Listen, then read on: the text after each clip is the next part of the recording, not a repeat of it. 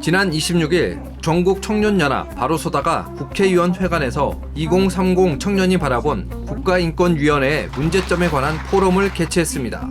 국민의힘 정경희 국회의원은 이날 축사에서 중립적으로 활동해야 할 국가인권위원회가 인권이란 미명하에 이념 편향적인 권고를 남발하고 있다며 이로 인해 사회적인 부작용이 심각하다고 비판했습니다. 본래 국가인권위원회는 정치적 중립을 유지해야 하는 독립기관입니다.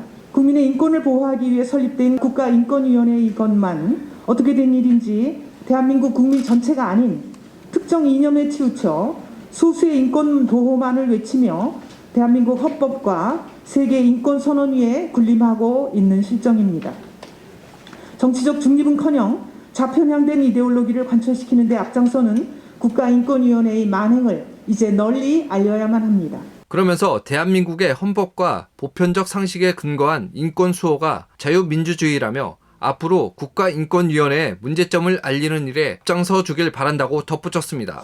황교안 전 국무총리는 축사에서 국가인권위원회가 국가인권을 특정인만 도와주고 있다며 앞으로 헌법적 가치에 기초한 인권위원회가 다시 태어날 수 있도록 만들어가야 할 것이라고 말했습니다. 우리가 좀 어려웠을 때 성장을 위해서 앞으로 달려나가다 보니까 챙기지 못하던 이런 부분들을 좀 잘 챙겨달라는 뜻에서 국가인권위원회를 만들었는데 실제로는 국가인권을 특정인만 보호해 주는 거예요.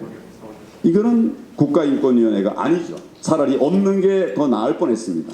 헌법적 가치에 기초한 이런 인권위원회가 다시 태어날 수 있도록 그렇게 만들어 가야 될 것 같습니다. 본질과 달리 비틀어져 버린 이런 것들을 바로 잡는 것들이 우리 여러분들의 몫이라고 생각합니다. 저희 기성세대는 이 모든 것을 적극적으로 잘 돕고 지원하도록 그렇게 하겠습니다. 이날 청년 사례 발표자로 나선 박강희 행정팀장은 국가인권위원회가 외국인에게 선거권과 각종 혜택을 제공하는 정책을 옹호하고 방관하고 있다며 인권위의 편향적인 태도를 비판했습니다.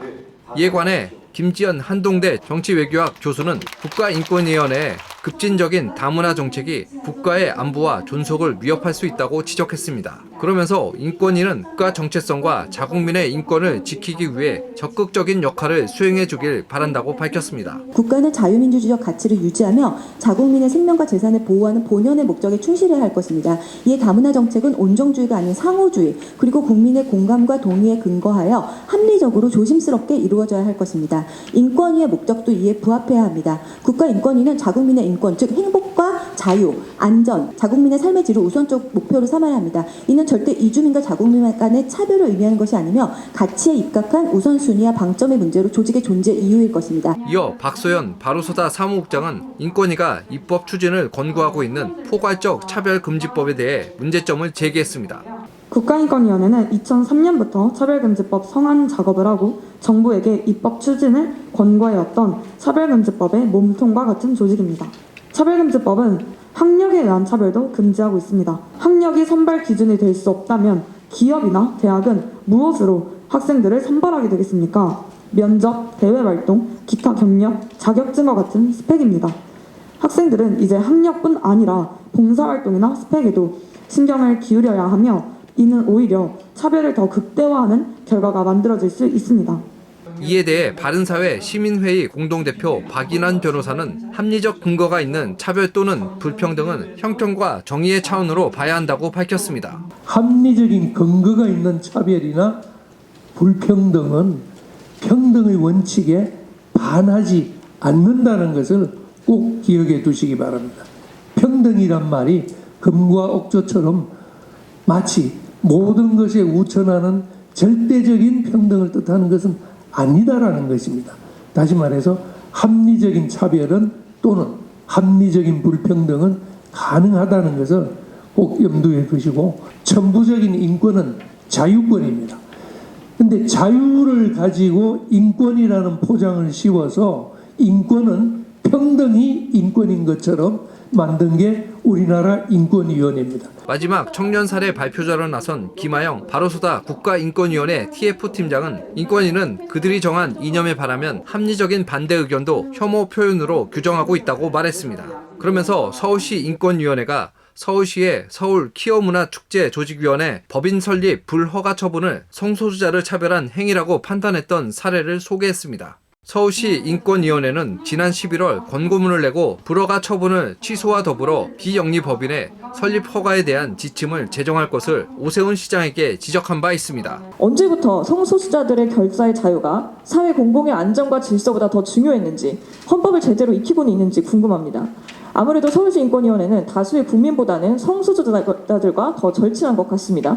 마치 인권위가 두 눈 부릅뜨고 성소수자들을 차별하고 혐오하는 건가 끊임없이 감시하는 것처럼 느껴졌습니다.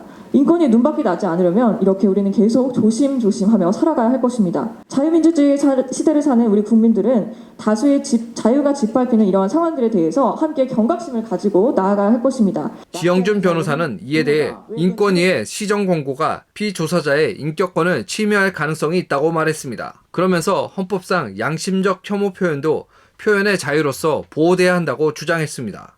명예를 침해하면 안 된다.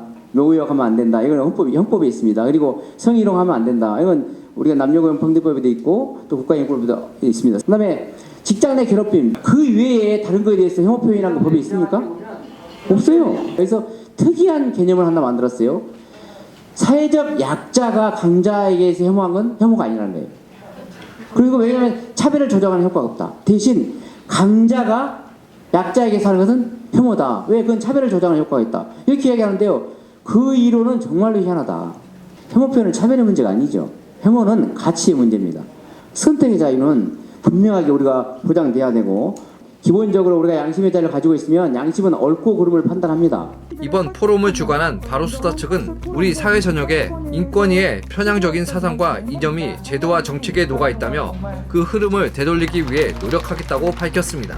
국가인권위는 지금 김대중 정부 때 처음 생겨진 이후로 20년 동안 입법, 사법, 행정 모든 영역에서 권고를 남발했는데 그 권고의 이행률이 90%가 넘습니다. 지난 20년 동안의 그 흐름을 되돌리려는 노력이 필요합니다.